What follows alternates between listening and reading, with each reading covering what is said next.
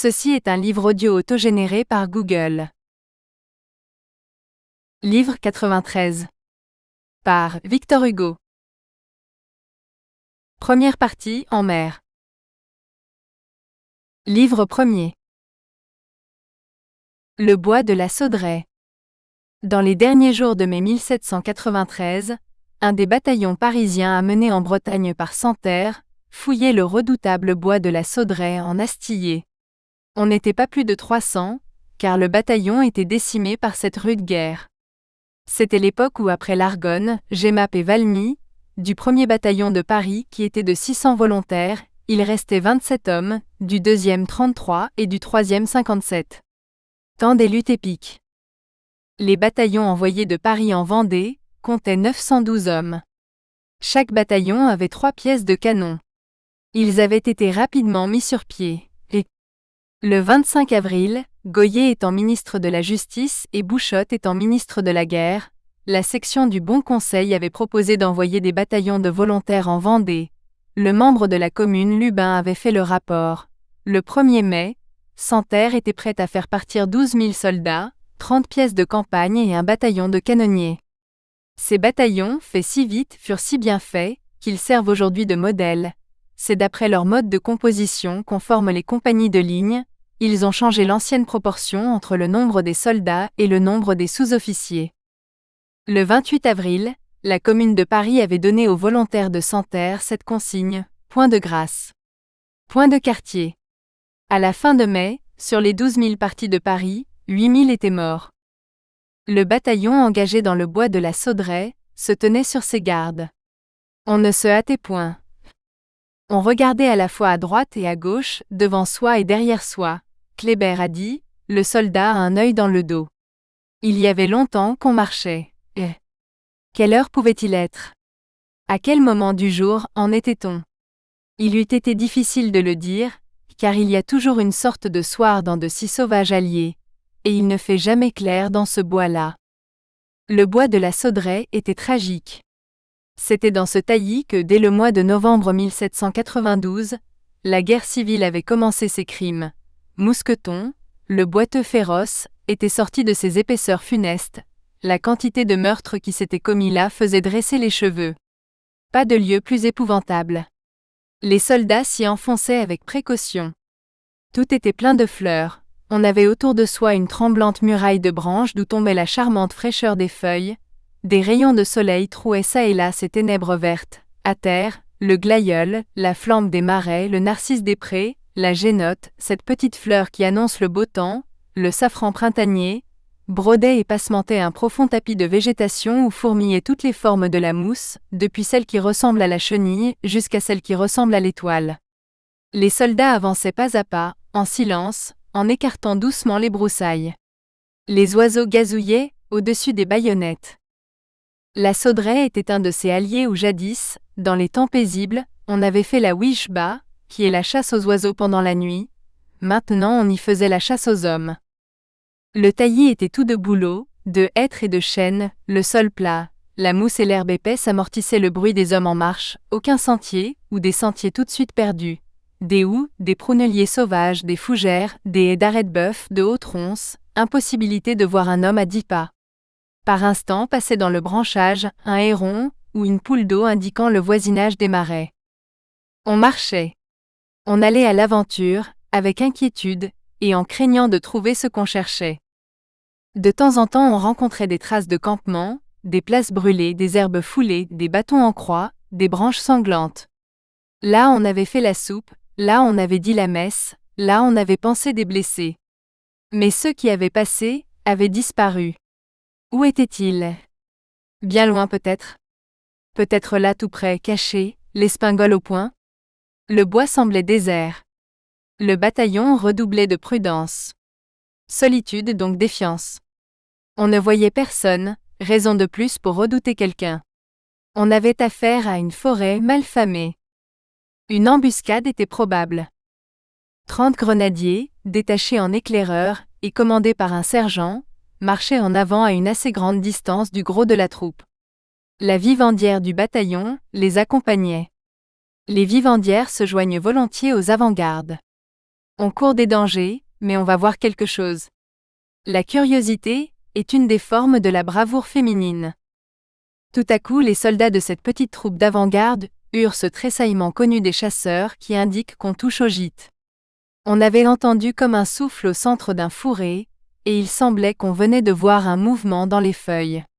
Les soldats se firent signe. Dans l'espèce de guet et de quête confiée aux éclaireurs, les officiers n'ont pas besoin de s'en mêler, ce qui doit être fait se fait de soi-même.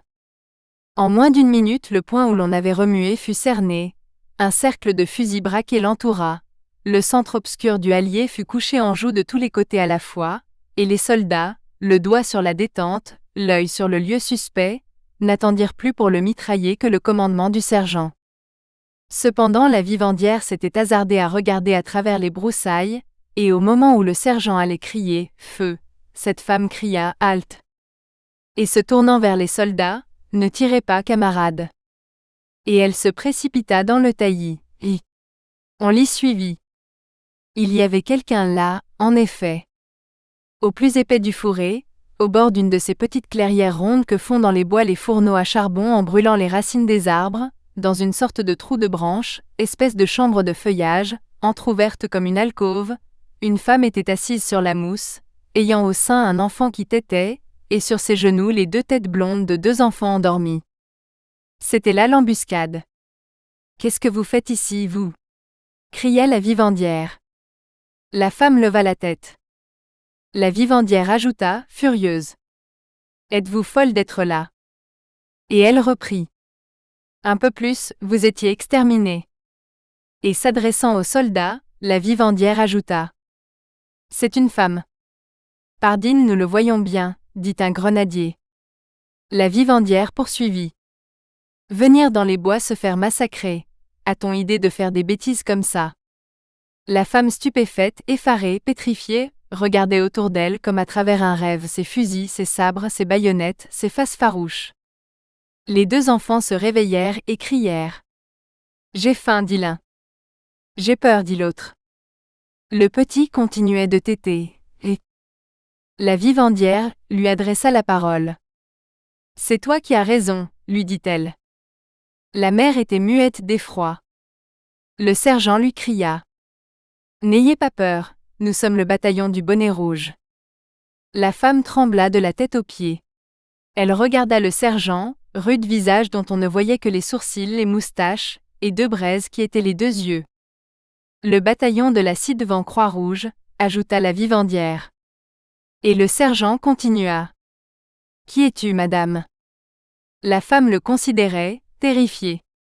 Elle était maigre, jeune, pâle, en haillons, elle avait le gros capuchon des paysannes bretonnes, et la couverture de laine rattachée au cou avec une ficelle. Elle laissait voir son sein nu, avec une indifférence de femelle. Ses pieds, sans bas ni souliers, saignaient. « C'est une pauvre, » dit le sergent. Et la vivandière reprit de sa voix soldatesque et féminine, douce en dessous. « Comment vous appelez-vous » La femme murmura dans un bégaiement presque indistinct. « Michel Fléchard. » Cependant la vivandière caressait avec sa grosse main la petite tête du nourrisson. « Quel âge a ce môme » demanda-t-elle. La mère ne comprit pas. La vivandière insista. « Je vous demande l'âge de ça. »« Ah, dit la mère. 18 mois. »« C'est vieux, dit la vivandière. Ça ne doit plus téter. Il faudra me sevrer ça. Nous lui donnerons de la soupe. » La mère commençait à se rassurer. Les 2 petits qui s'étaient réveillés étaient plus curieux qu'effrayés. Ils admiraient les plumets. « Ah, dit la mère, ils ont bien faim. » Et elle ajouta. « Je n'ai plus de lait. »« On leur donnera à manger, » cria le sergent, « et à toi aussi. »« Mais ce n'est pas tout ça. Quelles sont tes opinions politiques ?» La femme regarda le sergent, et ne répondit pas. « Entends-tu ma question ?» Elle balbutia. « J'ai été mise au couvent toute jeune, mais je me suis mariée, je ne suis pas religieuse. Les sœurs m'ont appris à parler français. On a mis le feu au village. Nous nous sommes sauvés si vite, que je n'ai pas eu le temps de mettre des souliers. Je te demande quelles sont tes opinions politiques ? Je ne sais pas ça. Le sergent poursuivit. C'est qu'il y a des espionnes.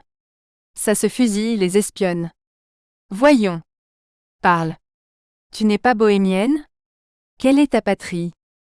Elle continua de le regarder, comme ne comprenant pas. Le sergent répéta. Quelle est ta patrie? Je ne sais pas, dit-elle. Comment, tu ne sais pas quel est ton pays? Ah, mon pays. Si fait. Eh bien, quel est ton pays? La femme répondit. C'est la métairie de Ciscoignard, dans la paroisse d'Azé. Ce fut le tour du sergent d'être stupéfait. Il demeura un moment pensif. Puis il reprit. Tu dis? Ciscoignard. Ce n'est pas une patrie, ça. C'est mon pays. Et la femme, après un instant de réflexion, ajouta. Je comprends, monsieur. Vous êtes de France, moi je suis de Bretagne. Eh bien? Ce n'est pas le même pays. Mais c'est la même patrie, cria le sergent. La femme se borna à répondre. Je suis de Ciscoignard. Va pour Ciscoignard, reprit le sergent. C'est de là qu'est ta famille? Oui. Que fait-elle? Elle est toute morte. Je n'ai plus personne. Le sergent, qui était un peu beau parleur, continua l'interrogatoire. On a des parents, que diable, ou on en a eu? Qui es-tu? Parle. La femme écouta ahurie, cette où on en a eu, qui ressemblait plus à un cri de bête fauve qu'à une parole humaine. La vivandière sentit le besoin d'intervenir. Elle se remit à caresser l'enfant qui tétait, et donna une tape sur la joue aux deux autres. Comment s'appelle la téteuse? Demanda-t-elle, car c'est une fille ça. La mère répondit, Georgette. Et l'aîné? Car c'est un homme, ce polisson-là. René Jean. Et le cadet? Car lui aussi il est un homme et joufflu encore. Gros Alain, dit la mère. Ils sont gentils ces petits, dit la vivandière, ça vous a déjà des airs d'être des personnes. Cependant le sergent insistait. Parle donc, madame. As-tu une maison? J'en avais une. Où ça? À Azé. Pourquoi n'es-tu pas dans ta maison? Parce qu'on l'a brûlée. Qui ça? Je ne sais pas. Une bataille. D'où viens-tu? De là. Où vas-tu? Je ne sais pas. Arrive au fait. Qui es-tu?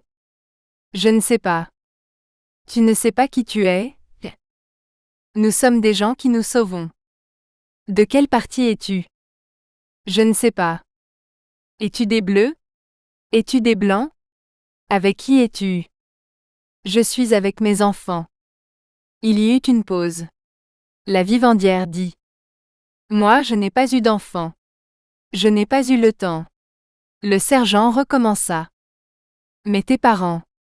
Voyons madame, mets-nous au fait de tes parents.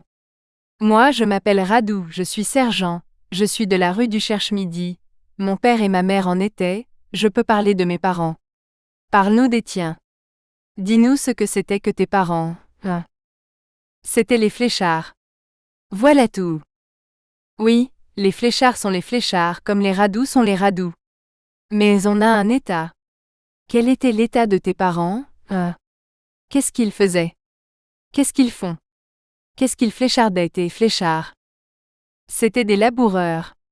Mon père était infirme et ne pouvait travailler à cause qu'il avait reçu des coups de bâton que le Seigneur, son Seigneur, notre Seigneur, lui avait fait donner, ce qui était une bonté, parce que mon père avait pris un lapin, pour le fait de quoi on était jugé à mort, mais le Seigneur avait fait grâce, et avait dit, donnez-lui seulement 100 coups de bâton, et mon père était demeuré estropié. Et puis? Mon grand-père était huguenot. Monsieur le curé l'a fait envoyer aux galères. J'étais toute petite. Et puis? Le père de mon mari était un faux saulnier. Le roi l'a fait pendre. Et ton mari, qu'est-ce qu'il fait? Ces jours-ci, il se battait. Pour qui? Pour le roi. Et puis? Dame pour son seigneur. Et puis? Dame pour monsieur le curé. Sacré mille noms de brute, cria un grenadier. La femme eut un soubresaut d'épouvante. Vous voyez, madame, nous sommes des Parisiens, dit gracieusement la vivandière. La femme joignit les mains et cria. Ô mon Dieu Seigneur Jésus! Pas de superstition, reprit le sergent. La vivandière s'assit à côté de la femme, et attira entre ses genoux l'aîné des enfants, qui se laissa faire. Les enfants sont rassurés comme ils sont effarouchés, sans qu'on sache pourquoi. Ils ont on ne sait quels avertissements intérieurs. Ma pauvre bonne femme de ce pays-ci, vous avez de jolies mioches, c'est toujours ça. On devine leur âge. Le grand a 4 ans, son frère a 3 ans. Par exemple, la momignarde qui tête est fameusement gouliafre. Ah la monstre! Veux-tu bien ne pas manger ta mère comme ça? Voyez-vous madame, ne craignez rien. Vous devriez entrer dans le bataillon. Vous feriez comme moi. Je m'appelle Houzarde. C'est un sobriquet. Mais j'aime mieux m'appeler Houzarde que Mamselle Bicorneau, comme ma mère. Je suis la cantinière, comme qui dirait celle qui donne à boire quand on se mitraille et qu'on s'assassine. Le diable et son train. Nous avons à peu près le même pied, je vous donnerai des souliers à moi. J'étais à Paris le L0 août. J'ai donné à boire à Westermann. Ça a marché. J'ai vu guillotiner Louis XVI, Louis Capet qu'on appelle. Il ne voulait pas. Dame, écoutez donc. Dire que le 13 janvier il faisait cuire des marrons, et qu'il riait avec sa famille. Quand on l'a couché de force sur la bascule qu'on appelle, il n'avait plus ni habits ni souliers. Il n'avait que sa chemise, une veste piquée, une culotte de drap gris et des bas de soie gris. J'ai vu ça, moi. Le fiacre où on l'a amené était peint en vert. Voyez-vous, venez avec nous. On est des bons garçons dans le bataillon. Vous serez la cantinière numéro 2, je vous montrerai l'état. Oh! C'est bien simple. On a son bidon et sa clochette, on s'en va dans le vacarme, dans les feux de peloton, dans les coups de canon, dans le Hourvari, en criant « Qui est-ce qui veut boire un coup, les enfants ?» Ce n'est pas plus malaisé que ça. Moi, je verse à boire à tout le monde. Ma foi, oui. Au blanc comme au bleu, quoique je sois une bleue. Et même une bonne bleue. Mais je donne à boire à tous. Les blessés, ça a soif. On meurt sans distinction d'opinion. Les gens qui meurent, ça devrait se serrer la main. Comme c'est godiche de se battre. Venez avec nous. Si je suis tué, vous aurez ma survivance. Voyez-vous, j'ai l'air comme ça, mais je suis une bonne femme et un brave homme. Ne craignez rien. Quand la vivandière eut cessé de parler, la femme murmura. Notre voisine s'appelait Marie-Jeanne, et notre servante s'appelait Marie-Claude. Cependant le sergent Radoux admonestait le grenadier. Tais-toi. Tu as fait peur à madame. On ne jure pas devant les dames. C'est que c'est tout de même un véritable massacrement pour l'entendement d'un honnête homme, répliqua le grenadier, que de voir des Iroquois de la Chine qui ont eu leur beau-père estropié par le seigneur, leur grand-père galérien par le curé, et leur père pendu par le roi, et qui se battent, nom d'un petit bonhomme, et qui se fichent en révolte, et qui se font écrabouiller pour le seigneur, le curé et le roi. Le sergent cria. Silence dans les rangs. On se tait, sergent, reprit le grenadier, mais ça n'empêche pas que c'est ennuyeux qu'une jolie femme comme ça s'expose à se faire casser la gueule pour les beaux yeux d'un calotin. Grenadier, dit le sergent, nous ne sommes pas ici au club de la section des piques. Pas d'éloquence. Et il se tourna vers la femme. Et ton mari, madame? Que fait-il? Qu'est-ce qu'il est devenu? Il est devenu rien, puisqu'on l'a tué. Où ça? Dans la haie. Quand ça? Il y a 3 jours. Qui ça? Je ne sais pas. Comment? Tu ne sais pas qui a tué ton mari? Non. Est-ce un bleu? Est-ce un blanc? C'est un coup de fusil. Et il y a 3 jours? Oui. De quel côté? Du côté d'Ernée. Mon mari est tombé. Voilà. Et depuis que ton mari est mort, qu'est-ce que tu fais? J'emporte mes petits. Où les emportes-tu? Devant moi. Où couches-tu? Par terre. Qu'est-ce que tu manges? Rien. Le sergent eut cette moue militaire qui fait toucher le nez par les moustaches. Rien? C'est-à-dire des prunelles, des mûres dans les ronces, quand il y en a de restes de l'an passé, des graines de myrtille, des pousses de fougère. Oui. Autant dire rien. L'aîné des enfants qui semblait comprendre dit « J'ai faim ». Le sergent tira de sa poche un morceau de pain de munition, et le tendit à la mère. La mère rompit le pain en 2 morceaux, et les donna aux enfants. Les petits mordirent avidement. Elle n'en a pas gardé pour elle, grommela le sergent. C'est qu'elle n'a pas faim, dit un soldat. C'est qu'elle est la mère, dit le sergent. Les enfants s'interrompirent. À boire, dit l'un. À boire, répéta l'autre. Il n'y a pas de ruisseau dans ce bois du diable, dit le sergent.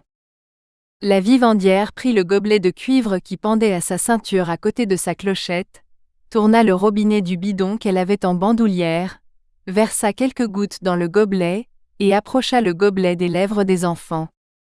Le premier but et fit la grimace. Le second but et cracha. C'est pourtant bon, dit la vivandière. C'est du coupe-figure ? Demanda le sergent. Oui, et du meilleur. Mais ce sont des paysans. Et elle essuya son gobelet. Le sergent reprit. Et comme ça, madame, tu te sauves ? Il faut bien. À travers champs, va comme je te pousse ? Je cours de toutes mes forces, et puis je marche, et puis je tombe. Pauvre paroissienne, dit la vivandière. Les gens se battent, balbutia la femme. Je suis tout entourée de coups de fusil. Je ne sais pas ce qu'on se veut. On m'a tué, mon mari. Je n'ai compris que ça. Le sergent fit sonner à terre la crosse de son fusil, et cria. Quelle bête de guerre, nom d'une bourrique. La femme continua. La nuit passée, nous avons couché dans une émousse. Tous les 4 ? Tous les 4. Couché ? Couché. Alors, dit le sergent, couché debout. Et il se tourna vers les soldats. Camarades, un gros vieux arbre creux est mort où un homme peut se fourrer comme dans une gaine. Ces sauvages appellent ça une émousse. Qu'est-ce que vous voulez ? Ils ne sont pas forcés d'être de Paris. Couché dans le creux d'un arbre, dit la vivandière et avec 3 enfants. Et, reprit le sergent, quand les petits gueulaient, pour les gens qui passaient et qui ne voyaient rien du tout, ça devait être drôle d'entendre un arbre crier papa, maman. Heureusement, c'est l'été, soupira la femme. Elle regardait la terre, résignée, ayant dans les yeux l'étonnement des catastrophes. Les soldats silencieux faisaient cercle autour de cette misère. Une veuve, 3 orphelins, la fuite, l'abandon, la solitude, la guerre grondant tout autour de l'horizon, la faim, la soif, pas d'autre nourriture que l'herbe, pas d'autre toit que le ciel. Le sergent s'approcha de la femme, et fixa ses yeux sur l'enfant qui tétait. La petite quitta le sein, tourna doucement la tête, regarda avec ses belles prunelles bleues l'effrayante face velue, hérissée et fauve qui se penchait sur elle, et se mit à sourire. Le sergent se redressa, et l'on vit une grosse larme rouler sur sa joue et s'arrêter au bout de sa moustache comme une perle. Il éleva la voix. Camarades, de tout ça je conclus que le bataillon va devenir père. Est-ce convenu ? Nous adoptons ces 3 enfants-là. Vive la République, crièrent les grenadiers. C'est dit, fit le sergent. Et il étendit les 2 mains, au-dessus de la mère et des enfants. Voilà, dit-il, les enfants du bataillon du bonnet rouge. La vivandière sauta de joie. 3 têtes dans un bonnet, cria-t-elle. Puis elle éclata en sanglots, embrassa éperdument la pauvre veuve, et lui dit. Comme la petite a déjà l'air gamine. Vive la République, répétèrent les soldats. Et le sergent dit à la mère. Venez, citoyenne. Fin du livre. Livre 2e. La corvette Claymore. Angleterre et France mêlées. Au printemps de 1793, au moment où la France, attaquée à la fois à toutes ses frontières, avait la pathétique distraction de la chute des Girondins, voici ce qui se passait dans l'archipel de la Manche. Un soir, le 1er juin, à Jersey, dans la petite baie déserte de Bonne-Nuit, 1 heure environ avant le coucher du soleil, par un de ces temps brumeux qui sont commodes pour s'enfuir parce qu'ils sont dangereux pour naviguer, une corvette mettait à la voile. Ce bâtiment était monté par un équipage français, mais faisait partie de la flottille anglaise placée en station et comme en sentinelle, à la pointe orientale de l'île. Le prince de la Tour d'Auvergne, qui était de la maison de Bouillon, commandait la flottille anglaise, et c'était par ses ordres, et pour un service urgent et spécial, que la corvette en avait été détachée. Cette corvette, immatriculée à la Trinity House sous le nom de The Claymore, était en apparence une corvette de charge, mais en réalité une corvette de guerre. Elle avait la lourde et pacifique allure marchande, il ne fallait pas s'y fier pourtant. Elle avait été construite à deux fins, ruse et force, tromper s'il est possible, combattre s'il est nécessaire. Pour le service qu'elle avait à faire cette nuit-là, le chargement avait été remplacé dans l'entrepont par 30 caronades de fort calibre. Ces 30 caronades, soit qu'on prévit une tempête, soit plutôt qu'on voulut donner une figure débonnaire au navire, étaient à la serre, c'est-à-dire fortement amarrées en dedans par de triples chaînes, et la volée appuyée aux écoutilles lamponnées, rien ne se voyait au dehors, les sabords étaient aveuglés, les panneaux étaient fermés, c'était comme un masque mis à la corvette. Ces caronades étaient à roues de bronze à rayons, ancien modèle, dit modèle radié. Les corvettes d'ordonnance n'ont de canon que sur le pont, celles-ci, faites pour la surprise et l'embûche, étaient à pont désarmé, et avaient été construites de façon à pouvoir porter, comme on vient de le voir, une batterie d'entrepont. La Claymore était d'un gabarit massif et trapu, et pourtant bonne marcheuse. C'était la coque la plus solide de toute la marine anglaise, et au combat elle valait presque une frégate, quoiqu'elle n'eût pour mât d'artimon qu'un mâtereau avec une simple brigantine. Son gouvernail, de forme rare et savante, avait une membrure courbe presque unique qui avait coûté 50 livres sterling dans les chantiers de Southampton. L'équipage, tout français, était composé d'officiers émigrés et de matelots déserteurs. Ces hommes étaient triés, pas un qui ne fût bon marin, bon soldat et bon royaliste. Ils avaient le triple fanatisme du navire, de l'épée et du roi. Un demi-bataillon d'infanterie de marine, pouvant au besoin être débarqué, était amalgamé à l'équipage. La corvette Claymore avait pour capitaine un chevalier de Saint-Louis, le comte du Bois-Berthelot, un des meilleurs officiers de l'ancienne marine royale, pour second le chevalier de la Vieux-Ville, qui avait commandé aux gardes françaises, la compagnie où Hoche avait été sergent, et pour pilote le plus sagace patron de Jersey, Philippe Gaquois. On devinait que ce navire avait à faire quelque chose d'extraordinaire. Un homme en effet venait de s'y embarquer, qui avait tout l'air d'entrer dans une aventure.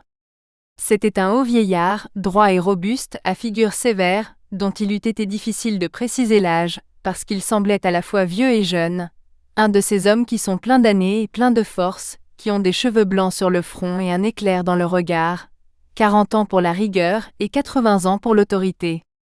Au moment où il était monté sur la corvette, son manteau de mer s'était entr'ouvert, et l'on avait pu le voir vêtu sous ce manteau, de larges braies dites bragoubras, de bottes jambières, et d'une veste en peau de chèvre, montrant en dessus le cuir passementé de soie, et en dessous le poil hérissé et sauvage, costume complet du paysan breton. Ces anciennes vestes bretonnes étaient à deux fins, servaient aux jours de fête comme aux jours de travail, et se retournaient, offrant à volonté le côté velu ou le côté brodé, peau de bête toute la semaine, habit de gala le dimanche.